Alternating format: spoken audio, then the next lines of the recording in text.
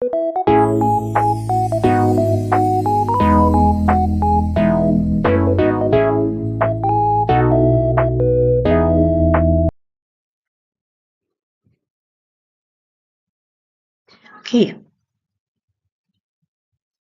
The professional environment of cost management. So, the management accounting is, although it's a subset of accounting, it's also considered broad in its own sense. So, many of the activities constituting the field of management accounting are interrelated and, syempre, kailangan coordinated. So, it's important na magkaroon tayo ng parang organized environment of cost management. Para mas ma-meet natin yung objectives ng organization. Kasi halimbawa, tanungin ka, kailan ba papasok sa scenario yung management accountant or yung cost accountant? Okay, isa sa mga major function of the management accountant is the tailoring of the application of the process to the organization so that the organization's objectives, whether short-term and long-term, are achieved effectively.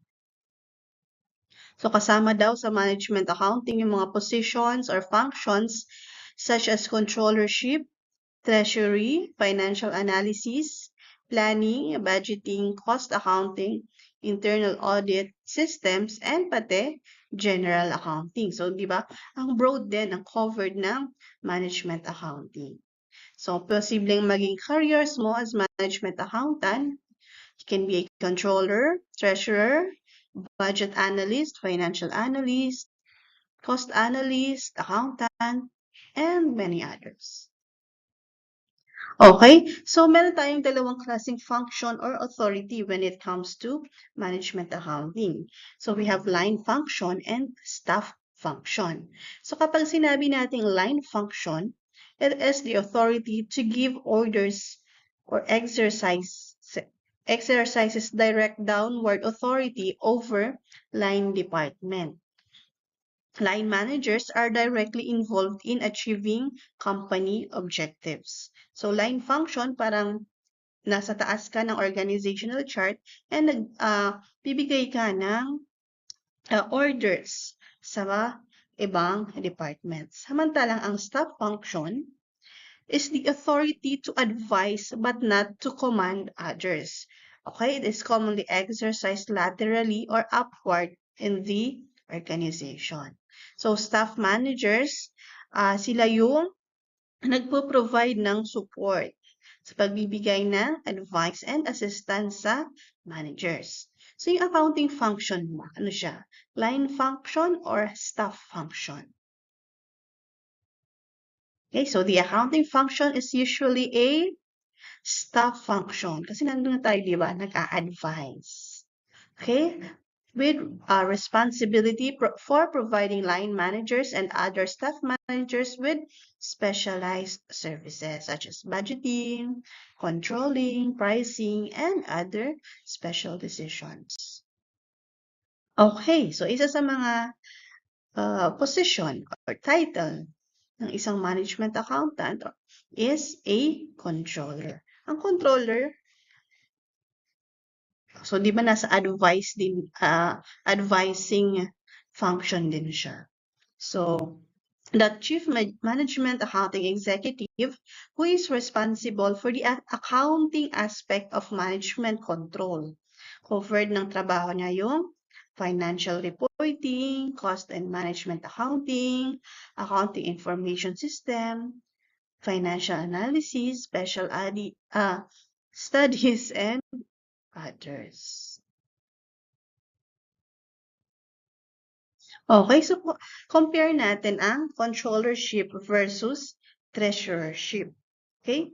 So kapag sinabi natin controllership, it is the practice of the established science of control, which is the process by which management assures itself that the resources are procured and utilized according to plans in order to achieve company objectives. So parang broad to kasi parang gusto daw i-ensure ang ng controllership na ma-achieve yung company objectives sa pamamagitan ng pag-ensure na yung mga resources and processes ay going according to plans. However, yung treasurership is concerned with the acquisition, financing, and management of assets of a business concern to maximize the wealth of the firm for its owners.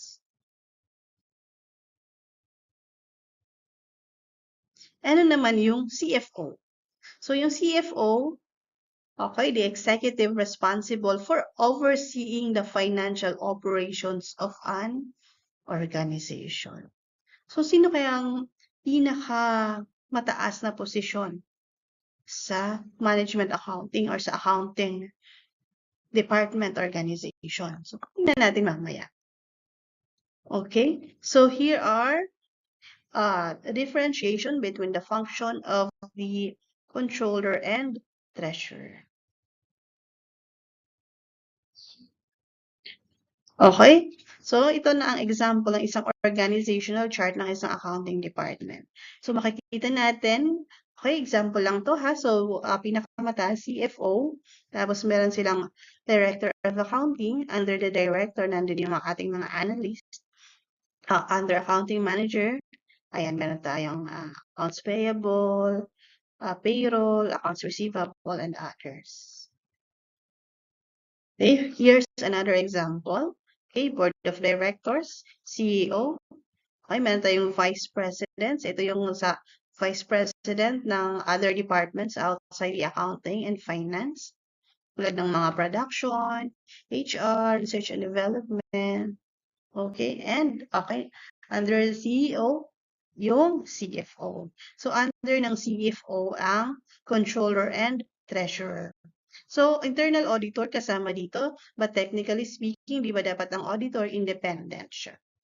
Okay, under ng controller, nandun yung ating management accountant, financial accountant, tax accountant.